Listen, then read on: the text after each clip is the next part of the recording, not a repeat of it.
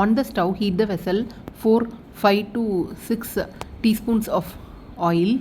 Add mustard seeds, fenugreek seeds,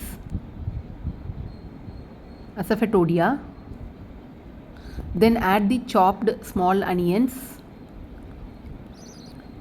chopped tomato, garlic.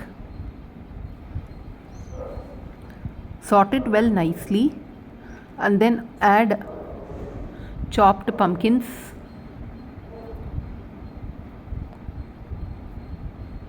add curry leaves, mix everything well. Just keep it in sim for 4 to 5 minutes. Then add sambar powder. I am adding 1 tablespoon of sambar powder. Mix it well. Add water. Allow it to boil and then add 100 ml of tamarind water. If you want, you can add small piece of jaggery.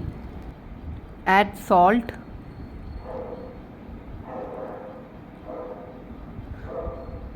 Now it is in a liquid stage, watery stage. Close it with lid for 10 to 15 minutes till it comes to thick consistency, not very thick, like a gravy type. Now pumpkin Puli Kulambu is ready for lunch.